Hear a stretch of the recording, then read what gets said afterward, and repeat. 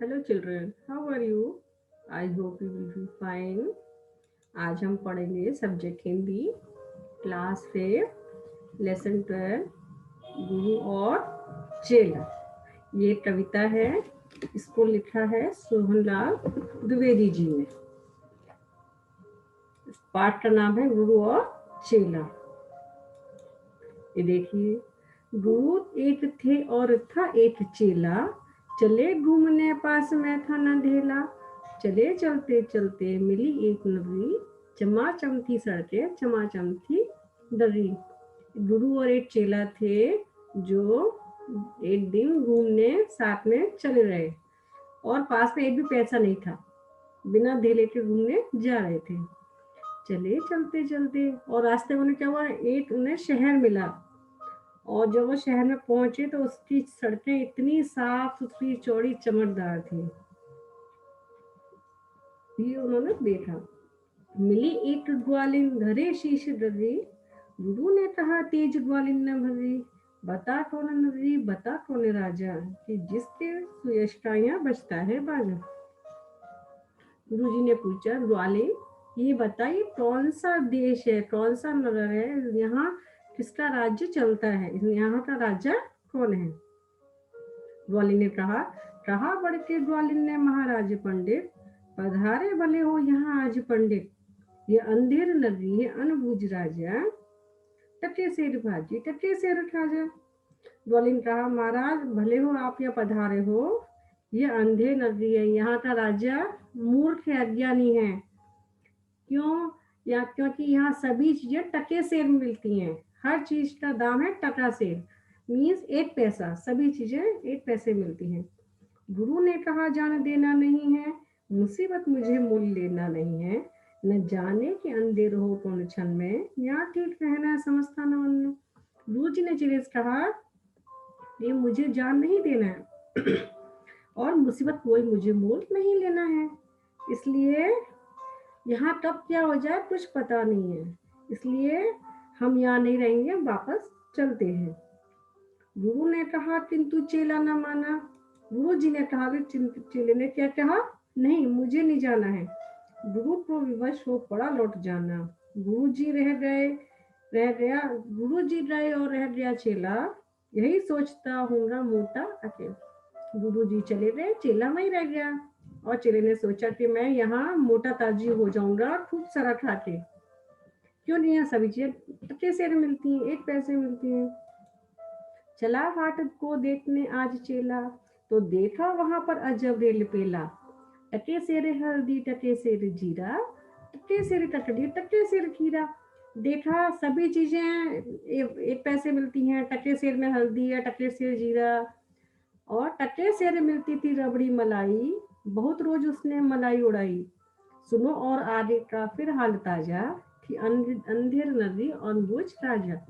टके सेर में सभी चीजें मिलती है, उसमें खूब सारी रबड़ी मलाई हलवा पूड़ी सभी चीजें खूब सारी उड़ाई। और ऐसे करते करते बहुत मोटा हो गया, खूब सारी चीज खाने के बाद में जो है इतना मोटा हो गया। रबड़ी मलाई मक्खन मिश्री हलवा पूरी सब खाया उसने झक्के। बरसता था पानी चमकती थी बिजली, बरसात आई धमकती थी बिजली। गरजते थे बादल चमकती थी बिजली, थी बरसात गहरी, बहुत तेज बारिश हो रही थी, बादल गरज रहे थे, बिजली चमक रही थी। इसी बीच में क्या होता है, गिरी राज्य की एक दीवार भारी, जहां पहुंचे राजा तुरंत ले सवारी। राज्य की दीवार गिर पड़ी, तुरंत राजा वहां सवारी लेके पहुंचे। झपट संतरी को डपट कर बुलाया, गिरी क्यों ये दीवार किसने गिराई। और संतरी से पूछा, बताओ ये दीवार कैसे गिरी है। कहा संतरी ने, महाराज साहब इसमें खता मेरी ना मेरा करता। यह दीवार कमजोर पहले बनी थी, इसी से गिरी है न मोटी बनी थी। कहा महाराज इसमें मेरी गलती नहीं है, ये दीवार पहले से ही कमजोर थी, पतली बनी थी इसलिए गिर पड़ी। खता कारीगर की महाराज साहब, न इसमें खता मेरी या मेरा करता। बुलाया गया कारीगर झट वहां पर, बिठाया गया कारीगर झट वहां पर और कहा तुरंत कारीगर को बुलाया जिसने दीवार बनाई थी, जाओ जल्दी से बुलाओ। फिर राजा ने क्या कहा? कहा राजा ने, कारीगर को सजा दो, छता इसकी है, आज इसको सजा दो। कहा कारीगर ने, जरा की न देरी, महाराज इसमें छता कुछ न मेरी। और क्या कहा राजा ने? इसको जल्दी से फांसी पे चढ़ा दो, गलती इसकी है। कारीगर ने कहा, महाराज इसमें मेरी गलती नहीं है। क्यों नहीं है मेरी गलती? क्योंकि ये गलती किसकी है?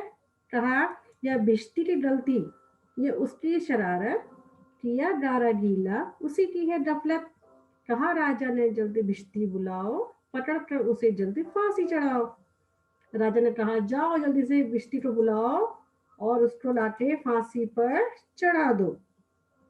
चला आया भिश्ती, हुई कुछ न देरी, कहा उसने, इसमें खता कुछ न मेरी। यह गलती है जिसने मशक को बनाया कि ज्यादा फिर पानी उसमें समाया। मशक वाला आया, हुई कुछ न देरी, कहा उसने, इसमें खता कुछ न मेरी। यह मंत्री की गलती है, मंत्री की गफलत, उसी की शरारत, उसी की हिकमत। मशक वाला ने कहा, महाराज मेरी गलती नहीं है, ये गलती किसकी है? मंत्री जी की है। मंत्री जी गलती इसलिए है क्योंकि उन्होंने मुझे बड़े जानवर चमड़ा दिया और उसी का क्या किया मैंने? उसी को जो मैंने बनाया, मैंने चमड़ा जरा भी चुराया नहीं है। मशक वाले ने कहा, बड़े जानवर का था चमड़ा दिलाया, चुराया ना चमड़ा, मशक को बनाया। हे मंत्री की गलती, तो मंत्री को लाओ। राजा ने कहा, जाओ संतरी, मंत्री को लाओ, हुआ हुक्म मंत्री को फांसी चढ़ाओ। और कहा, जाओ जल्दी से मंत्री बुलाओ और उसको फांसी चढ़ा दो।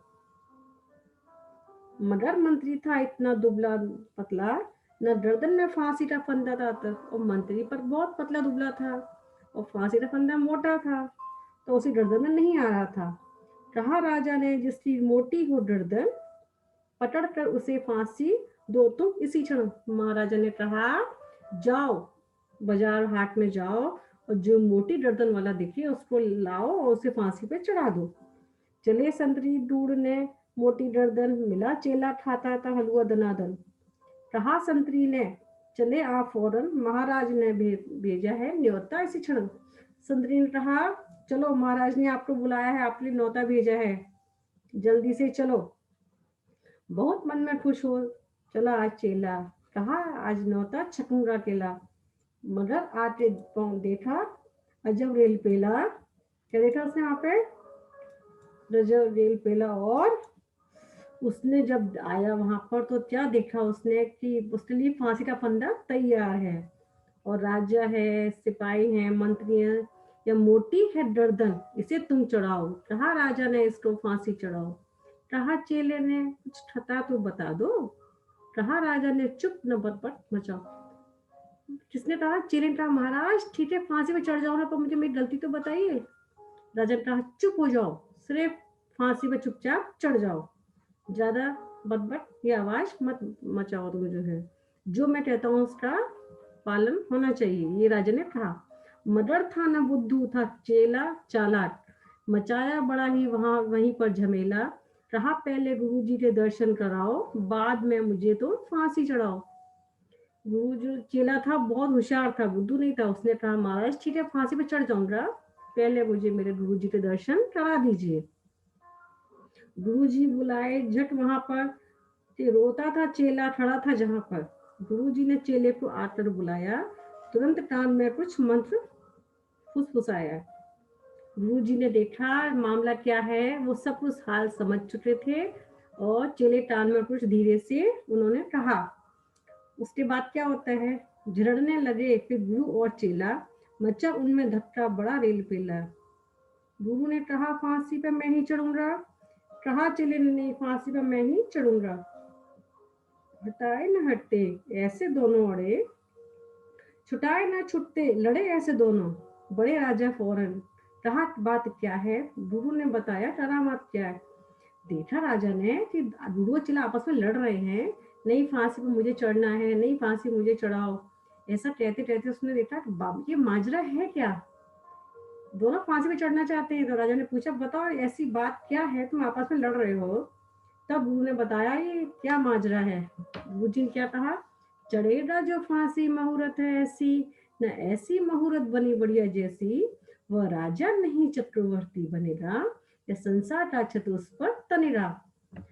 गुरु जी ने कहा महाराज ये बहुत अच्छा मुहूर्त है, इस मुहूर्त में जो भी फांसी चढ़ेगा वह राजा नहीं चक्रवर्ती राजा बनेगा, संसार का छत्र उसके सिर पर पूरा पूरा सम्राट बन जाएगा पूरे संसार का।